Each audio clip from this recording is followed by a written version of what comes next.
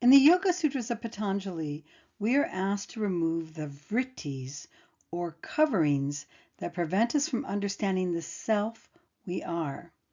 These vrittis include the ahamkara, or soul, which is the sense of an individual self. 2, the mind, with its various thoughts. 3, the emotions and the desires that lead us to the highs and lows of these emotions. 4, the sensations associated with our 5 senses. As we remove these coverings, we move up into the triad, as talked about in the Alice Bailey model, where the true self resides. The Yoga Sutras then give us the training by which we realize that self.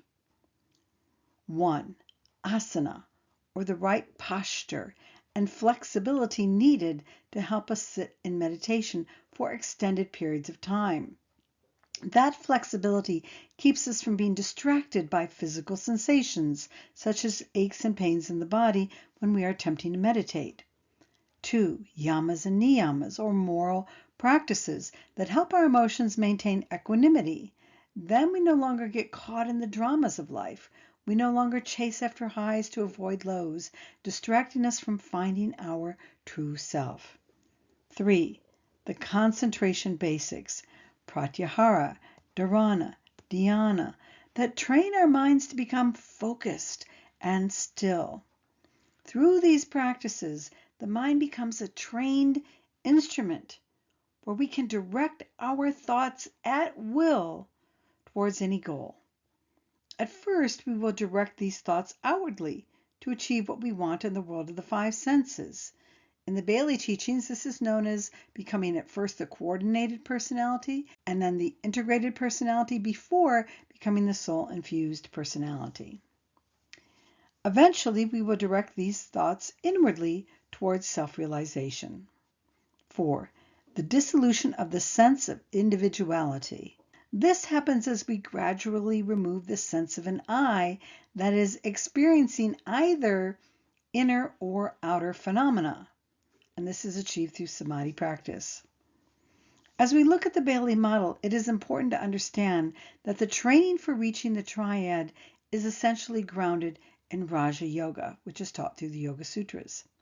The Bailey model also relies on Kriya and Kundalini training, referred to in her books Treatise on White Magic, Rays and Initiations, Treatise on Cosmic Fire, and Esoteric Psychology Volume 2.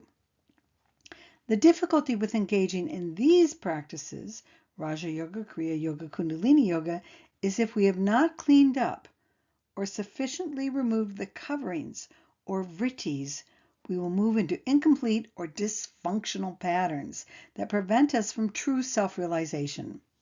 Some of the problems that arise when we fail to do this cleanup are mentioned both in Section 3 of the Yoga Sutras and also are talked about in Bailey's book, Esoteric Psychology, Volume 2. Please note, you can find the Spiritual Problems series that explains some of these problems on the patreon.com Soul to Spirit channel.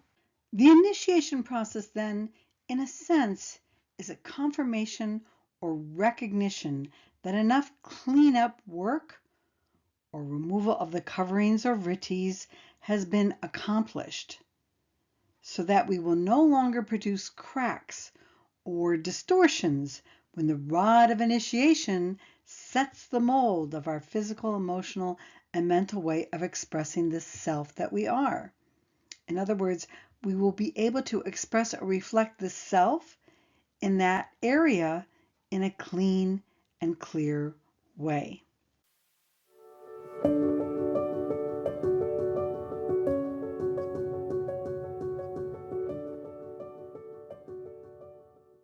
This initiation is essentially about cleaning up or removing the coverings or vrittis of the physical body and our relationship to the physical world. As we see in the rules for probationers, see the video series on this in the patreon.com Soul to Spirit channel, we need to clean up our diet so that we maintain a mostly healthy body capable of service in the world. We also need to establish order in our lives, which is why the first initiation is ruled by the 7th ray of divine law and order. By having an ordered life, we free ourselves from being overly concerned with things like survival and illness.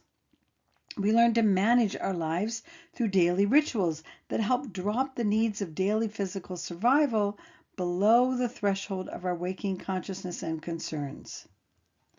The first initiation also involves the disciplining of our speech so that we don't awaken the devas to essentially create more coverings or vrittis, allowing Maya to become more pervasive. See Rule 10 in Initiation Human and Solar, or watch the video on the patreon.com/Soul2Spirit channel on Rule 10. To put it another way, we learn that speech and even thought is creative. As we become more careful in our speech, we no longer stir up the coverings, the waves on the water that prevent us from seeing the self we are. The first initiation is also when we get our first glimpse or taste of the self. The Yoga Sutras speak about many ways we can get this glimpse, including mystical experiences and even through drugs. The danger is we can overestimate where we are in the spiritual path based on only this glimpse. We fail to see that we are just babies, born into a new awareness of who we really are as the self. This means we fail to grow up and follow the steps we need to so that we can realize and become in the three lower worlds the self that we are. When this initiation is completed, we're also told that we shift from the sacral center to the throat center. In other words, those things associated with the sacral center die down. See Rule 11 in Initiation Human and Solar, or watch the video on Rule 11 on the patreon.com/Soul2Spirit channel. Associations with the sacral center include obsessing about sex and just wanting to have pleasurable experiences that help us get more pleasure and escape pain. Now, there's nothing wrong with sex or pleasure. The point is, we're not trying to remove them, but to naturally sublimate them so that we gain more pleasure out of what the throat center represents, which is being creative, especially being able to create things that reveal more of the good, the true, and the beautiful in the world. These things become so much more desirable that naturally, organically, lower pleasures, which can include an obsession with sex, die down.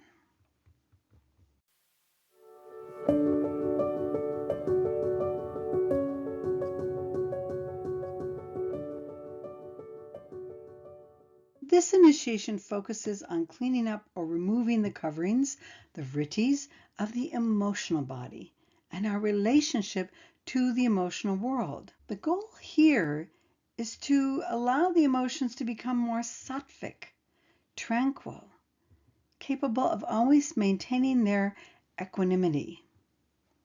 This does not mean we do not feel. We still get sad, fearful, or even mad, but we're able to handle these emotions effectively so that they expand our ability to become loving, inclusive, and compassionate. We are told that this is a very long initiation to get through. It involves growing up from the baby state that feels we are somehow special spiritually due to all our esoteric knowledge or intellects or our special talents or maybe spiritual or mystical experiences we've had, to becoming humble. During the second initiation, we also look a lot more normal, meaning we're not standing out so much as before. We're simply living our lives, doing our best to grow up and become a mature spiritual being. Often, we're engaged in karma yoga. We're busy serving others, friends, family, community, and beyond. We might have done this kind of service before we undergo the second initiation, but while we're going through the second initiation, our motive is different. It's not transactional anymore or conditional. That is because during the second initiation, we're shifting from the energy of the solar plexus center, and to the heart center. Now, this shift can be really tricky. After all, even before we took the first initiation, we've likely had lives of greater outer success in the world. The memory of how impressive we were, either in this life or a past life, remains within us as a samskara, or a pathway of habitual thinking, so that even if we are outwardly not so successful in this life, we still have that sense of how special we are. Plus, during the first initiation, when the throat center is more stimulated, it is highly likely that we become more intelligent. And we're more capable of spouting off all kinds of things that we think will be impressive to others, like special knowledge. We don't see how what we're doing is lacking humility, or feeding our lower personality nature, or causing us to separate from others because we are special.